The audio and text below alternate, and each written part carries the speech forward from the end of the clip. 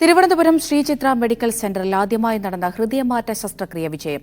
തൃശൂർ സ്വദേശിനിയായ 12 വയസ്സുള്ള പെൺകുട്ടിക്കാണ് ഹൃദയം മാറ്റിവെച്ചത്.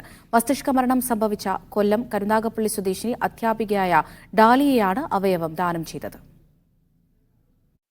ഡാലിയയുടെ ഹൃദയമിനി അനുഷ്കയിലൂടെ വീണ്ടും ഇടിക്കും. സങ്കീർണമായ ശസ്ത്രക്രിയ വിജയകരമായി തിരുവനന്തപുരം ശ്രീചിത്ര മെഡിക്കൽ സെന്ററിൽ നടന്നു. ശസ്ത്രക്രിയയ്ക്ക് ശേഷം പെൺകുട്ടി സുഖമായിരിക്കുന്നതായി ആശുപത്രി അധികൃതർ അറിയിച്ചു. ഇന്ന് രാവിലെ 12 മണിയോടെയാണ് തിരുവനന്തപുരത്തെ സ്വകാര്യ ആശുപത്രിയിൽ നിന്ന് ഡാലിയയുടെ ഹൃദയം മിനിറ്റുകൾ കൊണ്ട് ശ്രീചിത്രയിലെത്തിച്ചത്.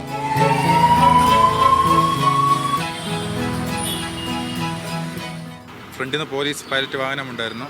അവർ ബ്ലോക്ക് വഴിനടുത്തെല്ലാം കൈ കാണിച്ച് എല്ലാം ക്ലിയർ ചെയ്തുകൊണ്ടിരുന്നു. ആദ്യമായിട്ടാണ് ഈ ഹൃദയമായിട്ട് നമ്മൾ ഇങ്ങനെ കൊണ്ടുപോകുന്നത്. അപ്പോൾ രാവിലെ തന്നെ പോലീസുകാർ ഒരു 8 മണി ടൈം തന്നെ അവിടെ ഉണ്ടായിരുന്നു, നമ്മുടെ കൂടെ തന്നെ ഉണ്ടായിരുന്നു.